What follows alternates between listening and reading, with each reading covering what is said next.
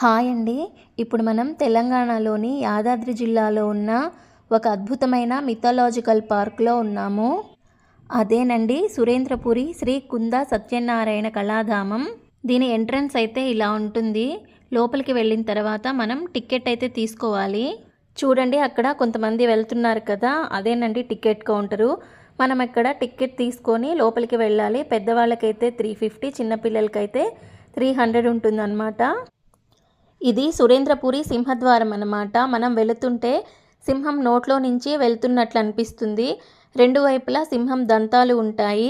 సింహం నోటి లోపల కూర్చున్నారు కదా, వాళ్ళకైతే మనం తీసుకున్న టికెట్ని చూపించి లోపలికి వెళ్ళాలి. దీని లోపలికి కెమెరాలు అయితే అలో లేదు, కానీ మొబైల్స్ అయితే తీసుకొని వెళ్ళొచ్చు.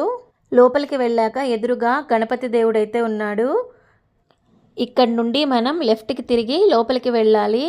ఇక్కడ నుంచి అయితే మన సురేంద్రపురి టూర్ అనేది స్టార్ట్ అవుతుంది. ఫస్ట్ వచ్చేసి ఇది బాలభారతం అన్నమాట. ఇక్కడ కనిపిస్తున్న స్కానర్ని మనం స్కాన్ చేసినట్లయితే ఈ బాలభారతానికి సంబంధించింది మొత్తం మనం వినొచ్చు. ఇది వచ్చేసి ధృతరాష్ట్రుడు, పాండురాజు, శకుని, భీష్ముడు, విదురునితో సభ అన్నమాట. ఇది వచ్చేసి పాండురాజు మునిదంపతులను చంపుట, మునిదంపతులు పాండురాజుని శపించుట. నెక్స్ట్ వచ్చేసి తల్లిదండ్రులతో చిన్న వయసులో ఉన్న పాండవులు. ఈ స్టోరీ మొత్తం బాలభారతం అనే ఓల్డ్ మూవీ ఉంటుంది కదా, ఆ మూవీ చూస్తే మనకి క్లియర్గా అర్థమవుతుందన్నమాట. ఖాళీగా ఉన్నప్పుడు తప్పకుండా ఒకసారి ఆ బాలభారతం అనే మూవీని మీరు చూసి పిల్లలకి కూడా చూపించండి. ఇది వచ్చేసి కౌరవులు జన్మించుట. ఇక్కడున్న వాళ్ళు గాంధారి, వ్యాసుడు, శకుని. ఇవన్నీ మనకి ఇక్కడికి వచ్చాక తెలియకపోయినా కింద మనకి ఒక ఫలకం మీద ఆ సన్నివేశం ఏంటో రాసుంటుంది. దాన్ని చదువుకుంటే మనకి అర్థమవుతుంది. పిల్లలకి స్టోరీ లాగా చెప్తే అర్థం కాదు, ఇలాగా బొమ్మలు చూపించి చెప్తే పిల్లలకి కూడా నీట్గా అర్థమవుతుంది. నెక్స్ట్ ఇది వచ్చేసి భీష్ముడు విషపు ఆహారం తినుట. నెక్స్ట్ అయితే ఈ సభలో దుర్యోధనుడిని శిక్షించుచున్న భీష్ముడు.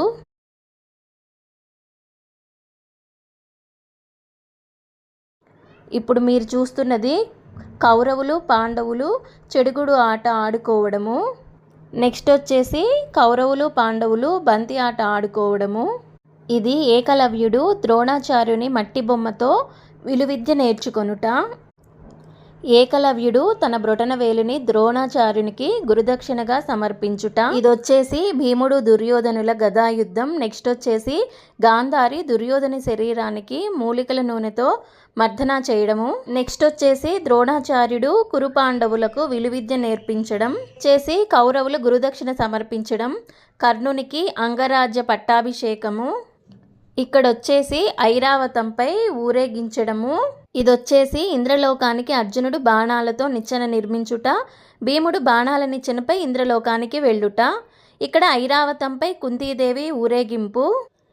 ఈ నెక్స్ట్ వచ్చేసి కుంతీదేవి గాంధారికి వ్రతవాయనం ఇచ్చుట. నెక్స్ట్ వచ్చేసి ధర్మరాజుకి యువరాజు పట్టాభిషేకం చేయడం. ఇక్కడితోటి బాలభారతం కంప్లీట్ అయింది. నెక్స్ట్ వచ్చేసి ఆదిపరాశక్తి త్రిమూర్తులను సృష్టించడము. 18 శక్తిపీఠాలను కూడా ఇక్కడే చూడబోతున్నాము మనం. ఫస్ట్ అయితే శంకరీదేవి శక్తిపీఠం, నెక్స్ట్ కామాక్షిదేవి, నెక్స్ట్ వచ్చేసి శృంఖలాదేవి, నెక్స్ట్ చాముండేశ్వరీదేవి, తర్వాత అయితే జోగులాంబాదేవి, ఇక్కడ భ్రమరాంబికాదేవి, మహాలక్ష్మీదేవి, ఏకవీధికాదేవి, మహాకాళికాదేవి అయితే శక్తిపీఠాలు ఇక్కడున్నాయి. ఇక్కడే మనకి ఆదిపరాశక్తి త్రిమూర్తులను సృష్టించేది కూడా చూపిస్తున్నారు. ఈ త్రిమూర్తులు అంటే బ్రహ్మ విష్ణు మహేశ్వరులు.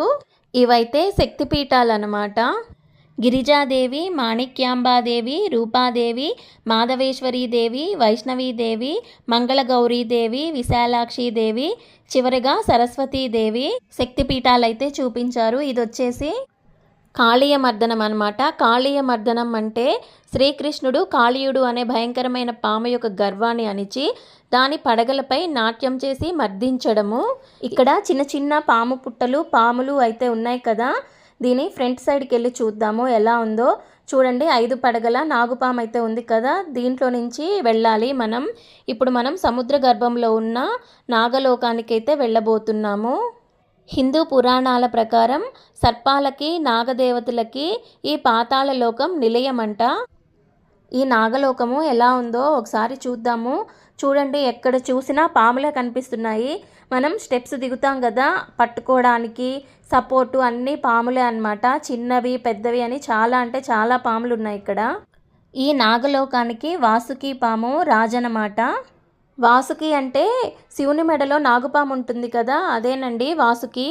ఎక్కడ చూసినా పాములే కనిపిస్తూ ఉంటాయి ఈ నాగలోకంలో. ఇక్కడ సౌండ్ కూడా పాములు చేసే సౌండ్ లాగా బుస్ బుస్ అని సౌండ్ కూడా వినిపిస్తుంది. ఒకసారి మీకు కూడా వినిపిస్తాను, చూడండి.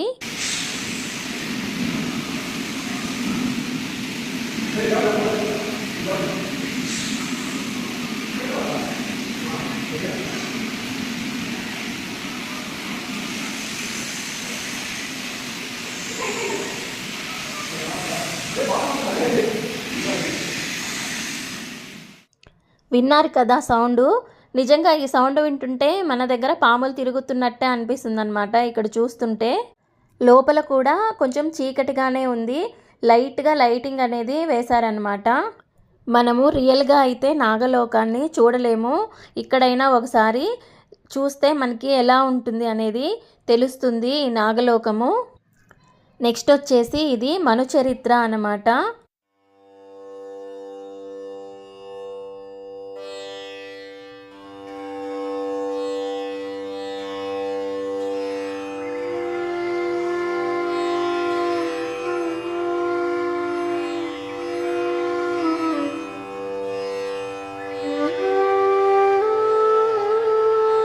ఇది వచ్చేసి గజేంద్ర మోక్షం అన్నమాట.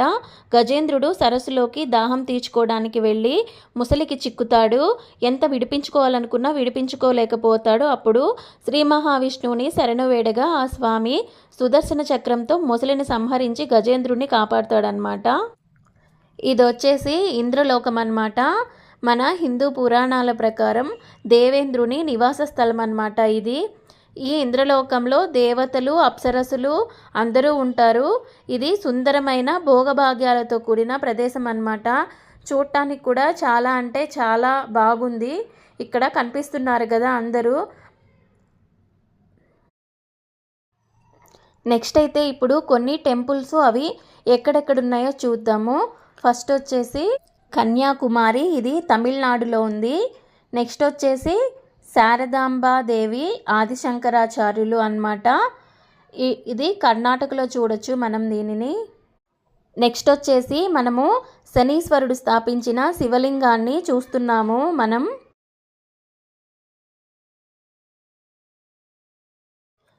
ఇది వచ్చేసి అలంపూర్లో ఉన్న జోగులాంబ విగ్రహాన్ని చూడొచ్చు.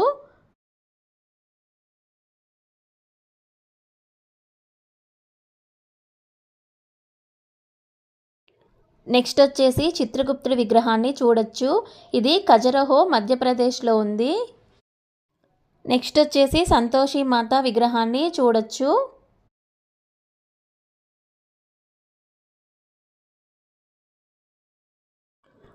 తర్వాత ధర్మస్థలిలో ఉన్న మంజునాథ స్వామి వారిని చూడొచ్చు. ఇది కర్ణాటకలో ఉంటుందన్నమాట.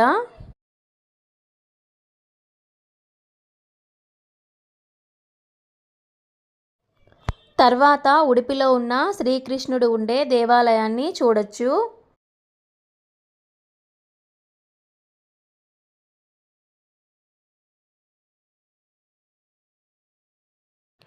నెక్స్ట్ వచ్చేసి విశాఖపట్నంలో ఉన్న కనక మహాలక్ష్మి దేవిని చూడొచ్చు.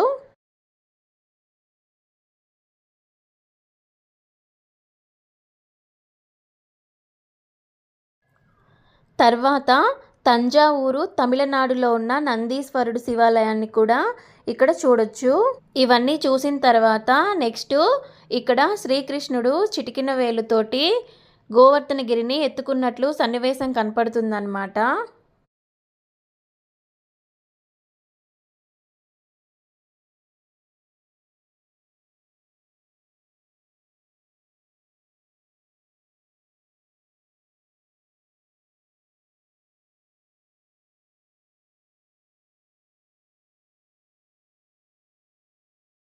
నెక్స్ట్ వచ్చేసి వేద పురుషులు అనమాట. వేదాలు తెలుసు కదా మీకు, ఋగ్వేదం, సామవేదం, యజుర్వేదం, అథర్వణ వేదం. ఇక్కడ ఈ వేద పురుషులు వాళ్ళ భార్యలతో ఉన్నట్లు కనిపిస్తుంది.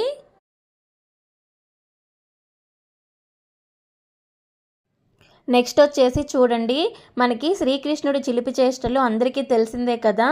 ఇక్కడ గోపికలు స్నానం చేస్తుంటే శ్రీకృష్ణుడు వాళ్ళ బట్టలు తీసుకెళ్ళి చెట్టు మీద కూర్చొని ఫ్లూట్ వాయిస్తున్నట్లుందన్నమాట ఈ సన్నివేశం.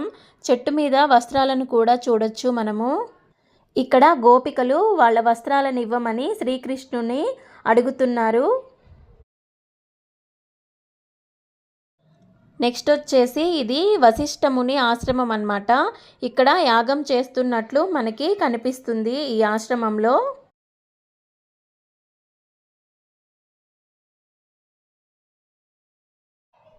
నెక్స్ట్ వచ్చేసి దీని తర్వాత అశ్వమేధ యాగం జరుగుతుందన్నమాట. ఈ అశ్వమేధ యాగం ఓన్లీ రాజవంశానికి చెందిన రాజులు మాత్రమే చేస్తారు. ఇక్కడ చూడండి, శ్రీ మహావిష్ణువు శేషపాన్పుపై పడుకొని ఉన్నాడు. నెక్స్ట్ వచ్చేసి ఇక్కడ తిరుపతి వెంకటేశ్వర స్వామి మనకి దర్శనమిస్తాడు. ఇది చాలా అంటే చాలా అందంగా ఉంది.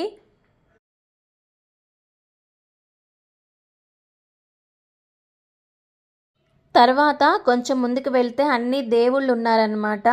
ఒకసారి మీరు కూడా చూసేయండి.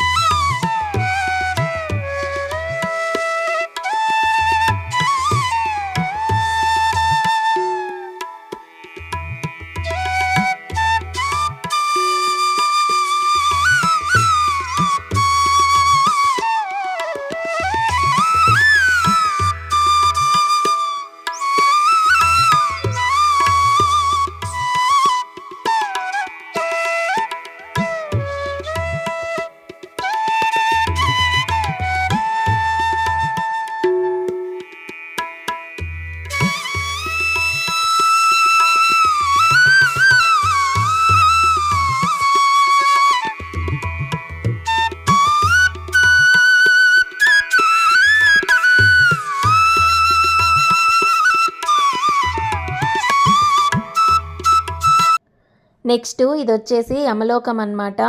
యమలోకం అంటే నరకలోకము. మనకి నరకం అంటే ఎలా ఉంటుందో తెలియదు కదా. ఇక్కడ కళ్ళకి కట్టినట్లు చూపించారు. ఒకసారి లోపలికి వెళ్ళి చూద్దాము. చూడండి, ఈయనే యముడు. యముని పక్కనే యమభటులు కూడా ఉన్నారు. కొద్దిగా పక్కకి వస్తే ఇక్కడ చిత్రగుప్తుడు కూడా ఉన్నాడు. చూడండి, చిత్రగుప్తుని చేతిలో పుస్తకము పెన్ను ఉంది. చిత్రగుప్తుల వారు ఏదో రాస్తున్నారు. ఇక్కడ యముడు దున్నపోతుపై కూర్చొని ఉన్నారు. అలాగే ఇక్కడ యమభటులు ఒక మనిషినైతే తీసుకొని వస్తున్నారు యముడి దగ్గరికి. చూడటానికైతే వీళ్ళందరూ చాలా భయంకరంగా ఉన్నారన్నమాట. ఎవరికైనా నరకలోకం అంటే భయంగానే ఉంటుంది కదా. ఇక్కడ ఎలాంటి శిక్షలు ఉంటాయో ఏంటో అని అవన్నీ ఇప్పుడు చూద్దాము. చూడండి, ఇక్కడ ఒక పెద్ద రాక్షసి ఉంది కదా. ఈ రాక్షసి నోటి లోపల నుంచి మనం ఇప్పుడు లోపలికి వెళ్ళాలి. ఇక్కడైతే ఏ తప్పుకి ఏ శిక్షలు విధిస్తున్నారో మనకి కళ్ళకి కట్టినట్టు చూపించారు. చూడ్డానికైతే చాలా అంటే చాలా ఘోరంగా ఉంది. పేద ప్రజలని మోసం చేసిన, దొంగతనం చేసిన, పరాయి స్త్రీతో అసభ్యంగా ప్రవర్తించిన, జంతువులను హింసించిన ప్రతి ఒక్కదానికి నరకంలో శిక్షలు చాలా కఠినంగా ఉంటాయన్నమాట. చూడ్డానికి చాలా భయంకరంగా ఉంది. ఇలాంటివి చూసైనా చాలామంది ఇలాంటి తప్పులు చేయకుండా ఉంటారనుకుంటున్నాను. ఇక్కడ చూపించిన ఈ శిక్షల్ని చూస్తుంటే, ఒక్కొక్కటి చూస్తుంటే అసలుకి చాలా అంటే చాలా భయంకరంగా చాలా ఘోరంగా ఉందన్నమాట.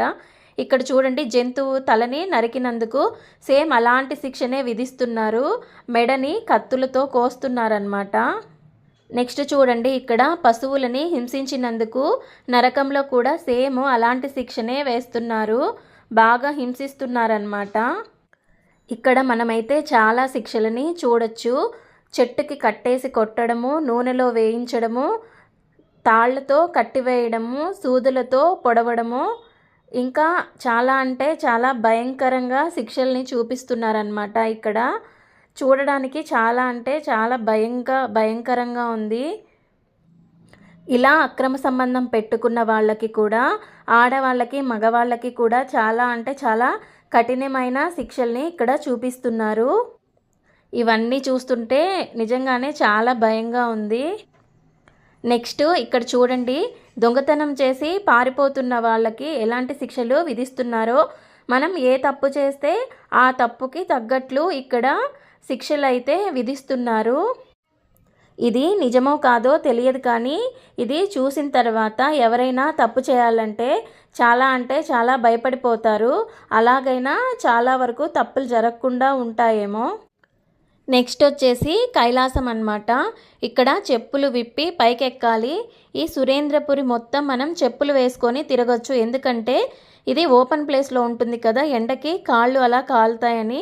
కానీ కైలాసంలోకి వెళ్ళేటప్పుడు మాత్రం ఇక్కడ రాసే ఉంటుంది చెప్పులు విప్పి పైకి వెళ్ళాలని. ఈ కైలాసం మొత్తం వాటర్తో తడితడిగా ఉంది. ఇక్కడైతే ఫస్ట్ గంగా నది ఒడ్డున ఉన్న పుణ్యక్షేత్రాలను అయితే పెట్టారు. కొద్దిగా ముందుకు వెళ్తే కైలాసం కనిపిస్తుంది.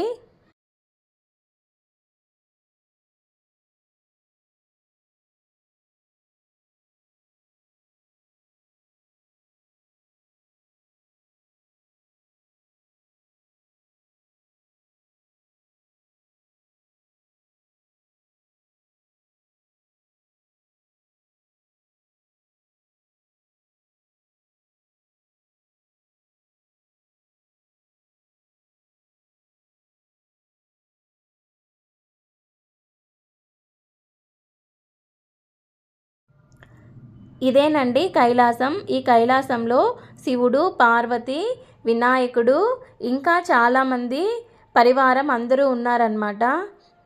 ఈ కైలాసంలో ఈ కైలాస పర్వతాన్ని రావణుడు తన భుజాలపై మోస్తున్నట్లు పెట్టారు ఇక్కడ.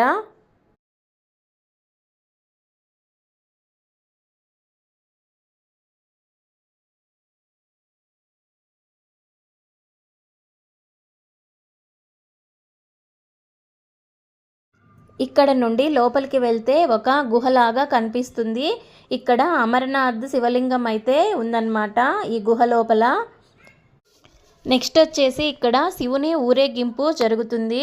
ఇక్కడ అందరూ శివగణాలు ఉన్నారన్నమాట.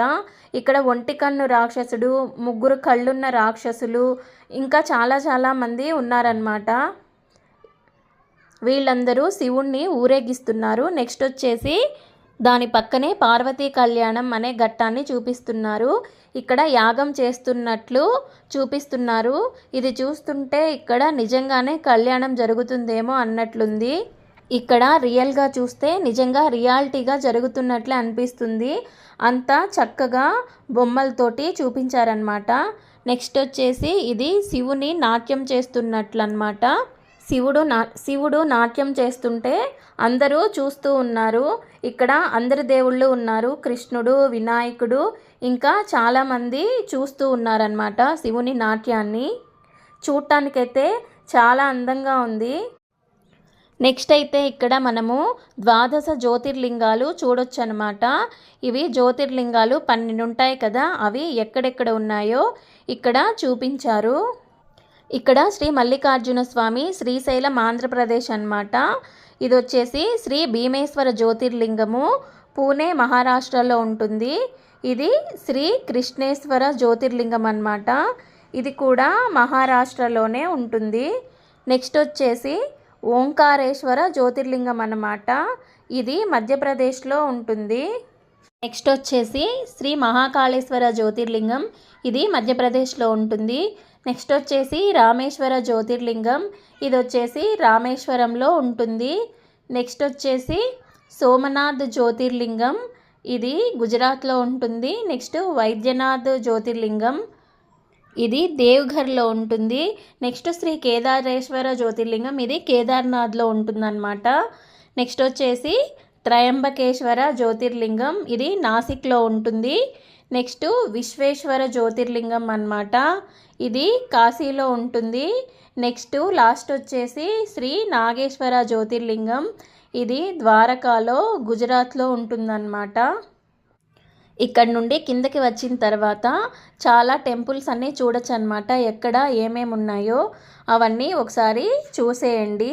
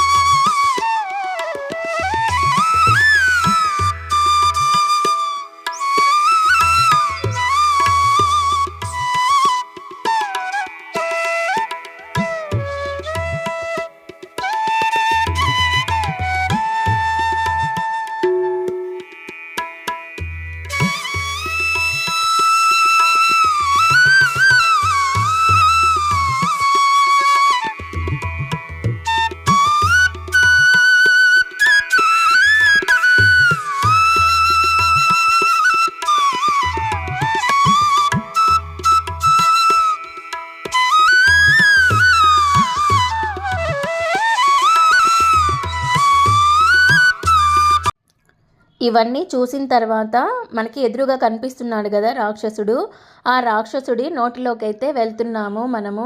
చూడండి నోటి లోపల ఎలాగుందో, నోట్లో ఎలా ఉంటుందో అలాగా అంతా ఎర్రగా ఉందన్నమాట.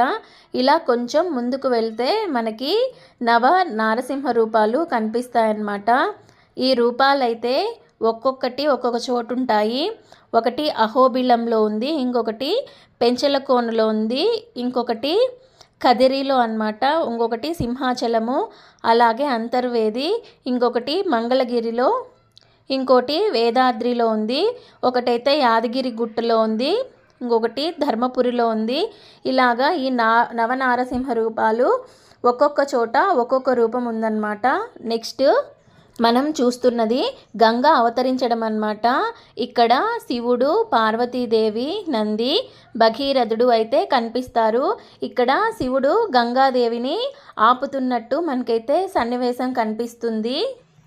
నెక్స్ట్ వచ్చేసి ఇది అగాసురుడు అనే పాము నోరు అన్నమాట. మనం ఈ నోటిలో నుంచి వెళ్ళాలన్నమాట. చూడండి లోపల ఎలా ఉందో, పాము ఎలా ఉంటుందో సేమ్ అలాగే ఉంటుందన్నమాట నోటి లోపల. ఒకసారి చూడండి పైకి, ఇది చాలా పొడవుగా కూడా ఉందన్నమాట. వంపులు వంపులుగా మనకి పాము ఎలా అయితే వంకర టింకరగా ఉంటుందో ఇది కూడా అలాగే ఉంది. ఇలా ముందుకు పోతూ ఉంటే దీనికి చివరిలో స్టెప్స్ ఉన్నాయి. ఈ స్టెప్స్ దిగి మనం కిందకి వెళ్ళాలి. ఏముందో ఒకసారి చూద్దాము. కిందకి వెళ్ళిన తర్వాత చూడండి ఎలా ఉందో. ఇప్పుడు ఇక్కడ చూడండి, కృష్ణుడు రాక్షసులని సంహరిస్తున్నట్లు బొమ్మల రూపంలో చూపించారు. ఒక్కొక్క రాక్షసుని ఎలా చంపుతున్నారో మనకి కళ్ళకి కట్టినట్టు ఇక్కడ బొమ్మల రూపంలో చూపించారన్నమాట. చాలా బాగా ఉందన్నమాట ఇది. నెక్స్ట్ అయితే ఇది బుద్ధుని చరిత్ర అన్నమాట. ఇక్కడ మాయాదేవి నిద్రపోతుంది, కలలో ఒక ఏనుగు కనిపిస్తుందని ఇక్కడ రాశారు. తర్వాత మాయాదేవికి బుద్ధుడు జన్మించే సన్నివేశం అన్నమాట. చూడండి ఈ సన్నివేశాన్ని. తర్వాత అయితే బుద్ధుడికి వివాహం జరుగుతున్న సన్నివేశం అన్నమాట. చూడండి నెక్స్ట్ బుద్ధుడు ముసలి రోగిని చూసే సన్నివేశం అన్నమాట ఇది. ఇక్కడ వచ్చేసి బుద్ధుడు ఎవరికీ చెప్పకుండా ఇంట్లో నుంచి వెళ్ళిపోయే సన్నివేశం అన్నమాట. తర్వాత ఇక్కడ బుద్ధుడు బోధి వృక్షం కింద తపస్సు చేసే సన్నివేశం అన్నమాట. నెక్స్ట్ సుజాత అనే స్త్రీ బుద్ధుడికి పాయసం ఇస్తున్న సన్నివేశం అన్నమాట. ఇది వచ్చేసి బుద్ధుడు బోధి చెట్టు కింద జ్ఞానోదయం పొందుతున్న సన్నివేశం అన్నమాట. ఇది బుద్ధుడు మొట్టమొదటిసారి తన భార్యకి సన్యాసం ఇవ్వడము, తర్వాత తన కొడుకుకి సన్యాసం ఇవ్వడం అన్నమాట. ఇది బౌద్ధ నాగార్జున విగ్రహము. నెక్స్ట్ వచ్చేసి బుద్ధుడు తన తల్లికి సన్యాసం ఇచ్చే సన్నివేశం అన్నమాట. నెక్స్ట్ వచ్చేసి ఇది బుద్ధుడి పరినిర్వాణం అన్నమాట. ఇవన్నీ బుద్ధుని చరిత్ర. నెక్స్ట్ వచ్చేసి కొన్ని పుణ్యక్షేత్రాలు అయితే ఉన్నాయి, ఒకసారి చూడండి.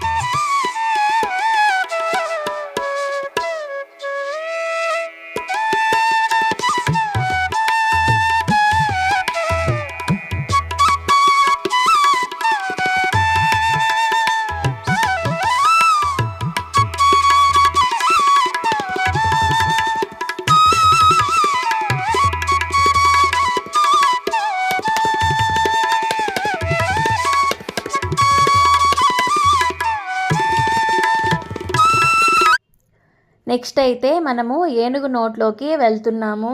ఇక్కడైతే అష్టలక్ష్ములు ఉన్నారన్నమాట. చూడండి, రైట్ సైడు 4 లక్ష్మీదేవులు ఉన్నారు, లెఫ్ట్ సైడు 4 లక్ష్మీదేవులు ఉన్నారు. మొత్తం 8 మంది లక్ష్మీదేవులు ఉన్నారన్నమాట. ఒకసారి చూడండి. ఈ అష్టలక్ష్ములకి స్ట్రైట్గా చూస్తే మనకి విష్ణుమూర్తి, లక్ష్మీదేవి ఉన్నారు ఇక్కడ. నెక్స్ట్ ఇక్కడ కనిపించేది మనకి బ్రహ్మలోకం అన్నమాట.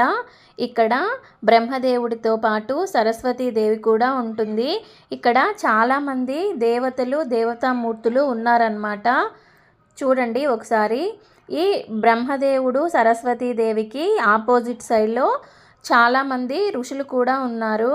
చూడటానికైతే అసలుకి 2 కళ్ళు సరిపోవట్లేదన్నమాట. ఎంత కలర్ఫుల్గా ఉందంటే అంత కలర్ఫుల్గా ఉంది చూడటానికి.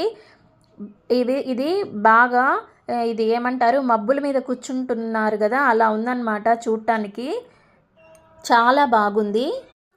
చూడండి, ఇది శ్రీకృష్ణుడు గీతోపదేశం చేసే సన్నివేశం అన్నమాట. ఒకసారి దీన్నైతే చూడండి. ఇది చాలా నిండుగా ఉందన్నమాట. దీన్ని బాగా చాలా చక్కగా సెటప్ చేశారు. నెక్స్ట్ వచ్చేసి వరదరాజస్వామి. ఇక్కడొచ్చి బంగారు బల్లి ఉంటుందన్నమాట. ఇది తమిళనాడు కంచిలో ఉంటుందన్నమాట.